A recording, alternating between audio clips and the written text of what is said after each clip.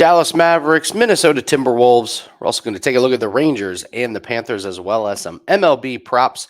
And we'll also go over some parlay and parlay pieces for today, Wednesday, May 22nd. I am Andy from wagertalk.com. Let's get right into it. Thanks, everybody, for joining us today. And thanks, everybody, in the comment section from yesterday. Awesome stuff. You guys brought the heat in the comment section yesterday, talking about tons of parlay pieces and different props that have been working. So happy to have all you guys here. Let's just start with the big game tonight, Dallas and Minnesota. And there's a couple of things here we can look at. So as we talked about with the Pacers yesterday, I was kind of guessing on how the game would play out. I talked about Pascal Siakam going under, and it turned out the entire game was just a complete track meet. So overs galore. So we can learn a lot from that game. But so Dallas and Minnesota game one, again, it's kind of the same thing. We're kind of guessing here a little bit. You cannot take anything away from any of the regular season meetings from these teams. So we'll start with a couple of the big name guys. Luka Doncic, his point total is 29.5. I think his point total is interesting here because this is a completely different defensive matchup than what he had against Oklahoma City. Dort is a menace, and they did a pretty good job on Luka on his points. I don't know if Minnesota is going to have the success. I also know Luka's had a little bit of time off to heal up just a little bit. So maybe he's a little bit more healthy, but if you believe that Luka is kind of still reeling a little bit and you believe that Jaden McDaniels and Anthony Edwards and those guys can cause problems on Luka, you may just take under on the points on this big number, 29.5. I mean, he's only gone over one out of the last 7 games. He's danced around it, but didn't quite get over it. If I'm playing Luka, though, I really like the rebounds and assists. So I talked about this kind of at length, how they plant him under the basket to kind of protect him on defense, A, from the injury, and B, because he's not that mobile on the outside. So he ends up with a ton of different rebounds. I mean, look at these rebounds, 10, 15, 12, 10, 10. So, I mean, rebounds, he got a lot against Oklahoma City, but let's be honest, Oklahoma City's weakness in that series was the rebounding. I don't expect Minnesota to be that way, but I also think Luka is going to have a lot of assist opportunities the way that the Timberwolves are going to have to play him. He's stronger and bigger than some of the guys that Minnesota is going to throw at him. And that was not actually the case against Oklahoma City. Like, they could actually muscle him up. So Luka could get pretty deep. I think Luka is going to force a double team on him, and he's going to have a lot of assist opportunities. So if I'm playing Luka, it's rebounds and assists, or it may just be assists. This 8.5 number is pretty enticing. I just think he creates a lot of open looks for guys. He's flown over this in 8 out of 10 games. So actually, as I'm talking, I think I like the assist number better than just the rebounds and assists. So if I'm playing anything on Luka, it's over 8.5 assists. But again, it's game one. We're guessing. Is why I did not play anything officially yesterday in the NBA. In fact, the only 2 plays I put out for clients was an MLB play and a WNBA play. We both hit, so 2-0 yesterday. So proceed with caution on these game ones. So Anthony Edwards. So when we look at Anthony Edwards, I mean, they put his number so high that he either flies over it or he just comes in under it. I think if you're playing Anthony Edwards, you're playing him under, and you're just going to play him every single game of the series. You're going to get smoked when he has one of these 50-point like nights, but over the course of the long term, over the course of the series, as long as you're getting a good price, which we are, it's pretty close to even money here.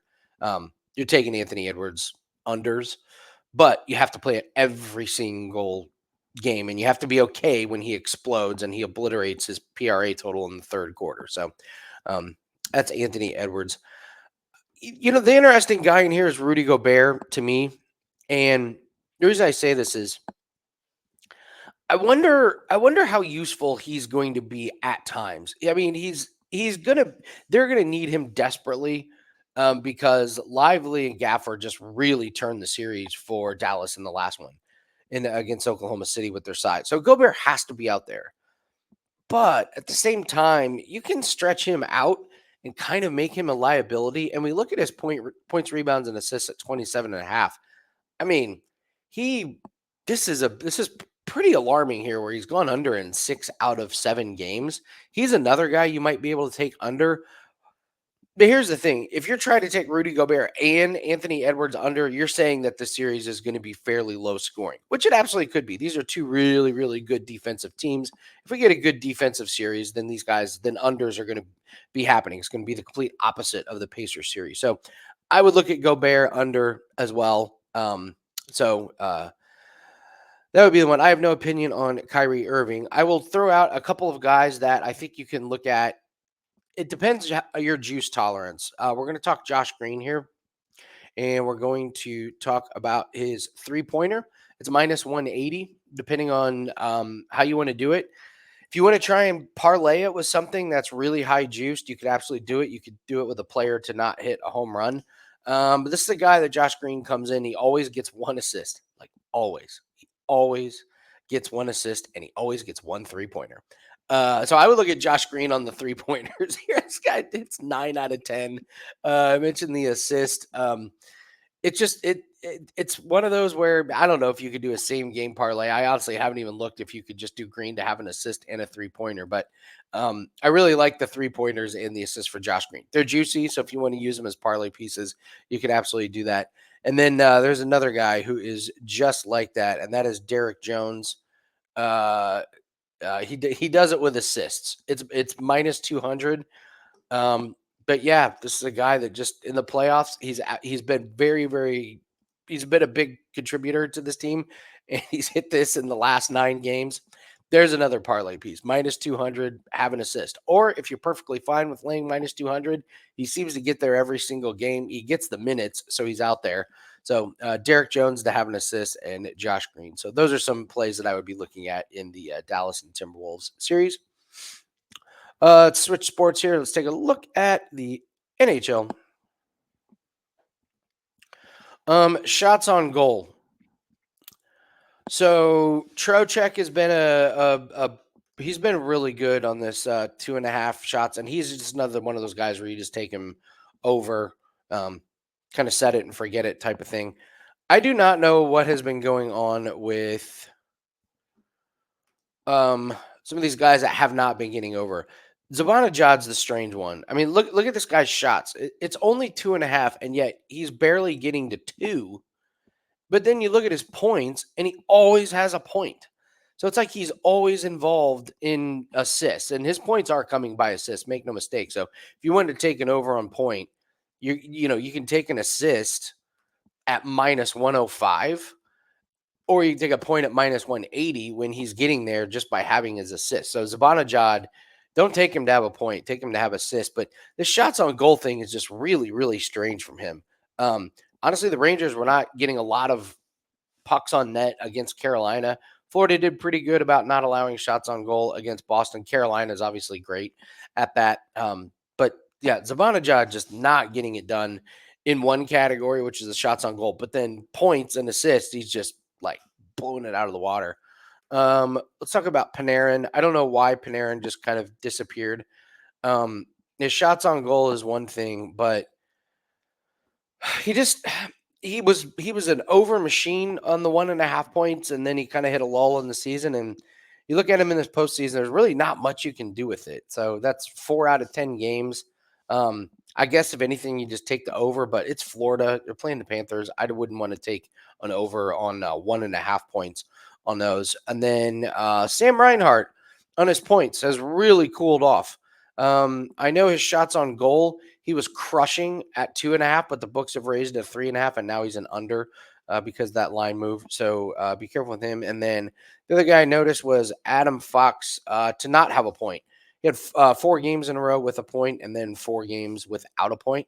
So he's very, very streaky if you look at him over the last 30 games.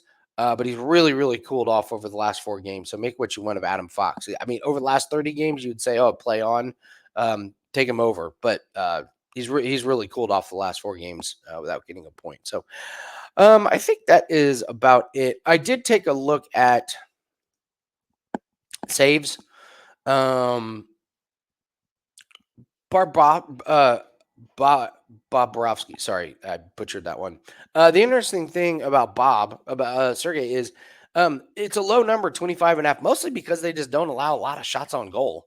I mean, he's been this is an under all the way. And they said the Rangers don't have a whole lot of shots on goal anyways. They didn't in the last series. So you might maybe take a look at the saves prop here. I mean, this is a pretty nice trend here that we see where he's hit in, what is that, 5 out of the last 6.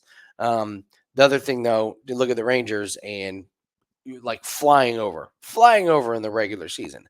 So do you believe in the regular season or do you believe in the postseason? I kind of tend to believe in what Florida's done in the postseason with not allowing shots on goal. So all right, that should do it for the NBA and the NHL. And if you guys could, please, this is where I ask you to hit the like button. It really helps the algorithm out. And keep those comments coming. Loved some of the comments you guys had. Great comment about taking a look at the pitchers to not record a win. I tracked that last night. I tracked the Tatum points. So shout out to all you guys in the chat. Love that we're seeing all the comments because listen, this props and parlays category, this is a way to absolutely build the bankroll. We call it winning in the shadows, where people aren't paying a whole lot of attention to it, and that's what we love. We love that the books aren't paying attention to these lines. So this is the whole premise of the show, props and parlays today. Let's see. So let's take a look here at MLB. Did pretty good in MLB. The one official play that we put up for clients was Cal Quantrill, and he got there. Pitched great. 6 solid innings. Came under his earned runs, and that was a category that we focused on for him. Earned runs. It was at a great price. So another reason why I tell you guys you guys should get all access to all these official plays. These plays have been really good, and we cashed in the WNBA. We're not going to have a play in the WNBA tonight, but had an easy under on Brink last night. They had her points, rebounds, and assists at 19 and a half. She's not come close in the first couple games, and she only got 14 last night. So let's talk a little bit of baseball and a couple of pitchers here. And I'll start with Tristan McKenzie because this is an early game. I think we're getting a smoking deal on the under here. Under 2.5 earned runs. We can pull up his game log here, and what you can see here is first game of the year he gives up 4 earned runs. Next game against Chicago, pitches great. Gets blown up by the Yankees. Only goes 4 innings. Gives up 4 hits and 5 earned runs. So he's given up 1 massive home run in that game. But man, since then he has settled down. Since then, 5 innings, 1 earned run, 4 innings, 2 earned runs, 7 innings, 2 earned runs. Then the last 3 games he's gone 5, 6.2, 6.2, only given up 3 combined earned runs. His pitch counts are pretty steady around the 90 mark. That's what we noticed about Cal Quantrill yesterday. He actually had 98 pitches last night. Cal Quantrill did, but they let him out there to finish the 6th inning. So I think we're looking at the same thing with Tristan McKenzie here is look for him to get to about 90 pitches, wherever that may be, and then they'll probably take him out. And when we look at the team that he's playing today, here, I'll pull this up here. All right, let's go to the Mets here. I was noticing that when you take a look at the Mets schedule, so last game against Cleveland, even though they scored 6 runs, starting pitcher came in under this 2.5 total. Previous game against Cleveland, starting pitcher came under that total here. Against Miami, they win 7-3. And this was, I believe, the one game where the opposing pitcher didn't went over the earned run. So there's only one game here where the Mets are really kind of getting after the starting pitcher. The previous game, 10-9, that was a bullpen game.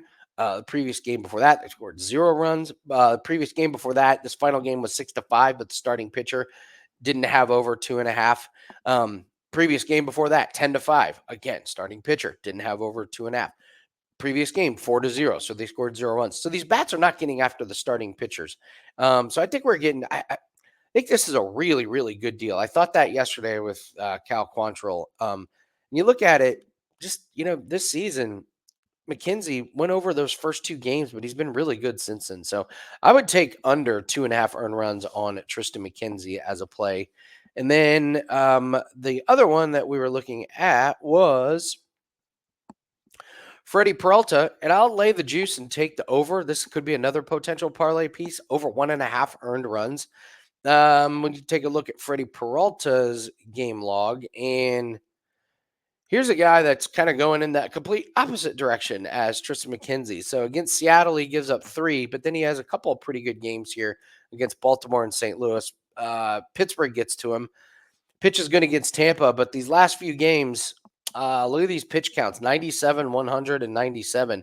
He only gets through 5, 6, and 5 innings, gives up 3, 3, and 5 earned runs in each one. So he's kind of been slowing down a little bit here. I guess you could say speeding up in terms of giving up the runs. And when we look at his opponent today, the Marlins, certainly not an offense that scares you, but I think that works out in our favor because we're getting 1.5. I'm okay with the juice because we're getting 1.5. If this was 2.5, it would be a stay away. But this is they've been doing a good job of getting to starting pitchers. So starting pitcher yesterday, they really got to Gasser. They gave up 10 hits and 4 earned runs. That was a big surprise. I'm sure that tripped people up. So I won't go through all of these, but they've last like 3 or 4 games, they've done a good job of getting to the starting pitcher. And this 1.5 is really, really low. So I mean, that's one inning, if anything. So I think the two that stick out as far as the earned runs props are Tristan McKenzie looking at the under 2.5 and Freddie Peralta on the over 1.5. So okay, guys. All plays are up at wagertalk.com. Best play that we have up today is our 4% Cross-Sport Parlay. We don't put up very many 4% plays, but that should be added immediately to your arsenal. So 11-4 in the last 15 plays. Coming off a nice 2-0 day. Only put up small percentage plays yesterday as we were just we really liked the plays, but wanted to tread a little bit cautious because the WNBA and MLB season is so long. But this Cross-Sport Parlay tonight, this is a must add. So go ahead and grab that if you have not. I've attached another play to that one. And I think what I'm going to do is if I have any other golf plays for this week, I'm just going to attach it to those. I like the golf tournament this week, but I thought the books did a really good job with the lines. And what we're going to do is just play some plays kind of throughout the tournament, and those will be attached to that one. So if you have not grabbed the 4% play, grab that right now and lock that into your portfolio. Like I said, 11-4 in the last 15. And if you're interested in any long-term full access plays, and why wouldn't you? We were number 3 at Wager Talk last year with 91 units added to our bankroll. This year, we're creeping up on 70%, and it's not even June. Almost 70%, and it's not even June added to bankrolls. And we've got the French Open coming up. We've got this Cross-Sport Parlay, and we have one leg of our 5% parlay that we're looking to cash this weekend. So clients are happy. We know this because they've reached out to us, and I've already asked good friend Shane if he would be okay if I shared some of the comments that he sent me, and he said yes. So I will do that over the next couple days. But if you're not a client already, there's absolutely no better time to grab a 7-day pass, a 30-day pass, or a full year pass. If you're interested in just props, you can use the promo code PROPS30, PROPS30. It gets 30% off 30 days worth of props. Like I said, 2-0 yesterday. So we're just eating away these units and adding them to the bankrolls. So that is going to do it for us on props and parlays today. I went over some parlay pieces yesterday. I think they still stand, and there's really not much I have to add. So we'll get after it a little bit more tomorrow. And don't forget, guys, we will have our UFC video preview. That will be next week. We are off this week in UFC. But make sure you subscribe to the channel so you don't miss any of that content, that we get notified of any props and parlays today content, as well as our UFC videos and all other breakdowns. So I'll be on Wager Talk today on Friday, and I will be doing NBA tip-off on Wednesday and Thursday. So plenty of content out there. So if you have not subscribed to the Wager Talk YouTube channel, go ahead and do that now. And do not forget to grab all the free content that we put up. The free plays page is amazing at Wager Talk, and I have a free golf article to get you ready for the Charles Schwab challenge that is up available on my profile page, Andy Lang at wagertalk.com. So really, number one, guys, make sure you grab that 4% play. It is an awesome play. We will absolutely make it a winner. Take advantage of all that free content and make sure you're locking up any long-term access plays. If you are interested in doing something long-term with all access, just reach out. We can work out some kind of a deal, and we can look at some promos that we have going for you. So don't be a stranger. Leave a comment in the comment section. Love hearing from you guys. Thanks very much. See everyone later. Take it easy.